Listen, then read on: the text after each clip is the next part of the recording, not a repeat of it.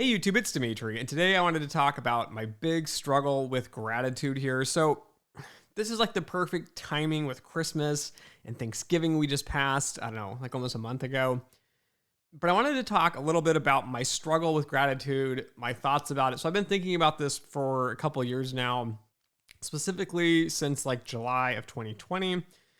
And this really comes up because, let's back up here for a second.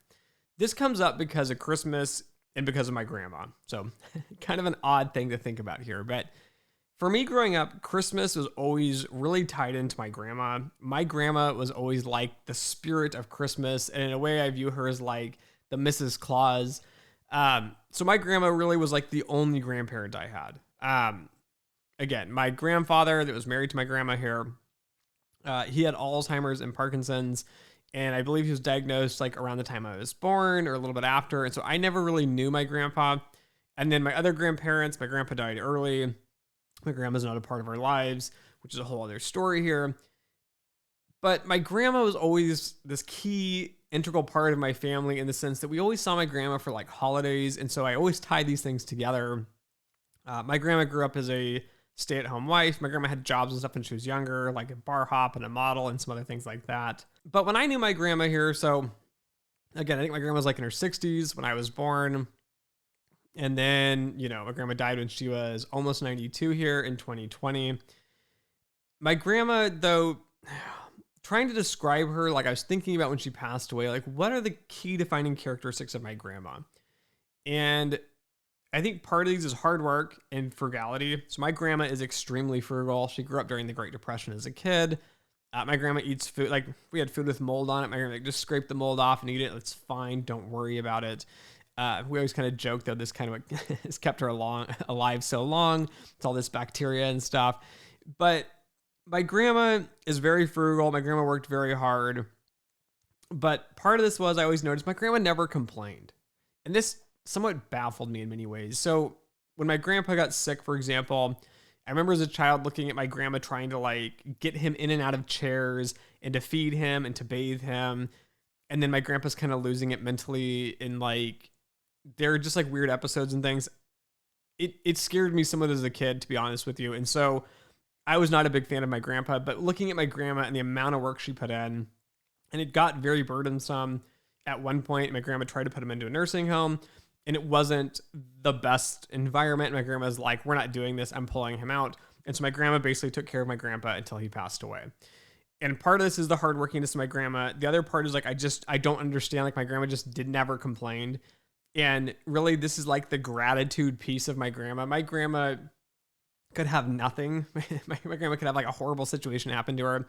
And it would always be like, she would get up and be like, it's a great day today. You're alive. You've got clothes on your back and a roof over your head. And my grandma really believed it, I feel like, every single day of her life. She was just always so grateful to be alive. She was always so grateful for like the simple things. And for me, this is like the big struggle here. And I don't know why this is such a struggle here. And I think part of this is my personality traits and how I'm kind of structured mentally. But I'm the guy that has to find every single problem out there. And I need to find a solution to fix that problem. So I make a great, industry professional in almost any business or industry here, right? Companies want individuals that find problems, find good solutions, fix these problems, will work crazy hours and not complain about it. Now, it's not stellar for your health, but personality-wise, I need to solve something. I need to be the problem solver here. And for me, I think that's what kind of makes it hard for the gratitude piece here. So even since last year, I've been thinking a lot about what am I really grateful for? And it's easy to say, okay, what am I grateful for? And say, okay, I got a nice house. I make a lot of money. I don't really have that many issues per se. My health is pretty good. Like, okay, I'm grateful. But that's not really gratitude. I'm not really grateful in that sense. It's just nice to point out like, oh, okay, I have things, right? Or I have health, or I have family around me. And so I created a gratitude board here probably about 3 months ago. Had my wife go out and buy this little, fake chalkboard at like Hobby Lobby. And then it's got like these chalk pens that go on it. And so I try to really think that what am I really, really grateful for at this time? And so one of the things, like, I'll give you an example of what's on the board right now. I have on there basically like my daughter, Lily. I have on there Lily snuggles, like when my daughter snuggles with me. And this just came about from having a new job here. So before, I've been working from home since 2020. I've always worked from home a few days a week, even before COVID. But now it's like I get up when I go into the office and I'm typically up before her and out the door, so I don't see her in the morning. And then I work and I leave like 5:30. I try to get out of the office. And then what happens is I rush home in like an hour, if I'm lucky, but usually like an hour 15 worth of traffic, which then puts me at like, I don't know, 6:30-ish, somewhere around there. And my daughter goes to bed at 7:30. And so I really just see my daughter like at night. And then if I'm lucky and I get home, she's super excited to see me. And I get like a few hugs and stuff. And she's really happy and she's dancing and everything. And then my wife, puts her to bed at 7:30, and then it's like, I'm done. I only see my daughter for like an hour and a half, hour each day. And so this is one of those things I'm trying to think about, like, okay, I'm really grateful for that time I have with her. Like, I'm really not happy in the sense that like, I don't get that much time with her, but I'm doing things for the family. We're making things happen. I'm building a career here. I'm trying to make sure that everything in my life and my family is structured in a way that I can maintain things. So this is what the gratitude board is really for, is really thinking about like, what am I really grateful for, and trying to carry that feeling with me for a longer period than just like making a quick list and saying like, I'm grateful. And that's why I like the board, because the board sits out, and like when I walk by through the day or I'm making breakfast and I'm rushing to work, I stop and I look at the gratitude board here. And I think this is coming at the perfect time with Christmas here. And I'm really trying to be even more grateful and really just take stock in what I have and realizing like, life is great. It's okay. And even if you have nothing, so even if you're in a terrible situation, like when I looked at my grandma had, struggling situations here with like taking care of my grandfather, for example, or I don't know, traveling and something didn't go her way or whatever. She never really cared. But looking at it as like my grandma, even when she had nothing, and even though she grew up in the Great Depression, and even though she went through struggles, she was always grateful for whatever she had. And just basically being alive is, this massive piece of being grateful that like, I'm still alive, no matter what happens, no matter how terrible things are, I can, things will change across time. I can make slight improvements here. And so having this gratitude, I think, is what makes you happier. It makes you more well-adjusted. I think it's something I need to work on better. And to wrap up here, this episode, this really ties into Christmas for me. And I think going back to my grandma and Christmas here, I've never really been able to like pinpoint down, like, they always say that the true meaning of Christmas is, and then they like fill in the blank, like, Jesus or holidays or I don't know, something in there. But I think realistically, the true meaning of Christmas here is really gratitude. And I think it's why we have gift giving. So gift giving, I like it. I'm excited. As a kid, I loved Christmas. My birthday's right around the holiday season here as well. And I was always excited to get gifts. And it was like, I always felt good giving gifts, but it was like getting gifts as a kid was awesome. I got like a new Lego set, or I don't know, something crazy and fun and exciting as a kid. But thinking about like the stories, the Christmas stories, and it's really about the gift giving and why are we giving gifts? And it comes down to the gratitude piece here. So one of the stories I remember probably the most, I don't know why it stuck with me. I think it's part of my mind, like Christmas is about suffering a little bit. And I think it comes down to this gratitude piece of, no matter how bad things are, no matter how much you're suffering, you need to be grateful for what you have. But the story is basically like there's a man and a woman, or a husband and a wife here.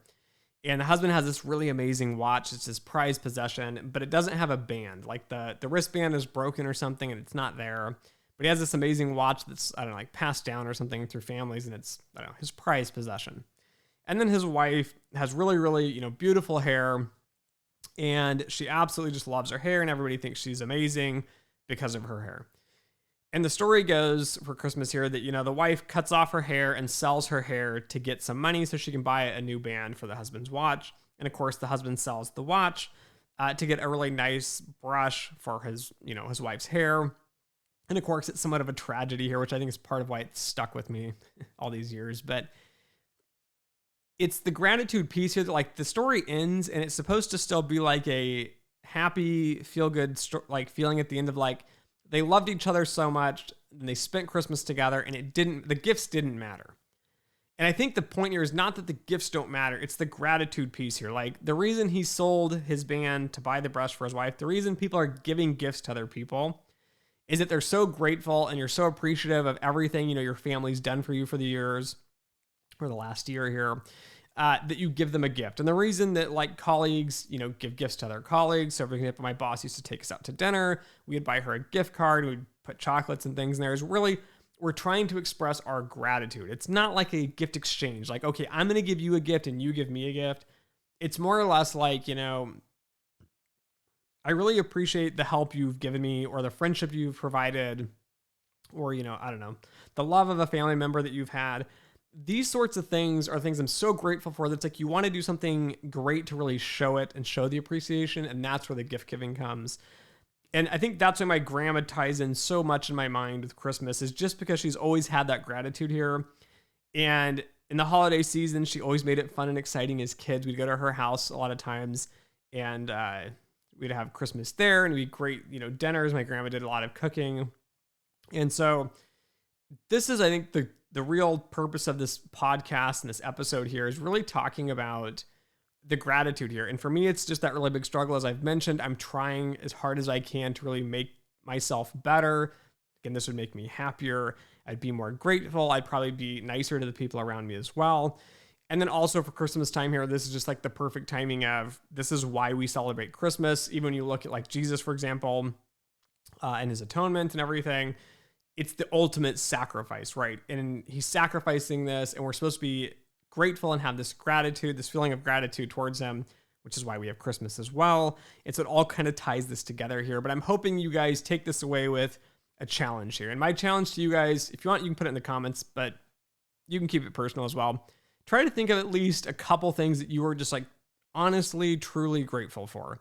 And try to think about those through the holiday season, whether it's family members, whether it's having a stable job, whether it's your education, for example. I don't know. Come up with something and really kind of hold on to that and think about that, because it will make you happier through the holiday season.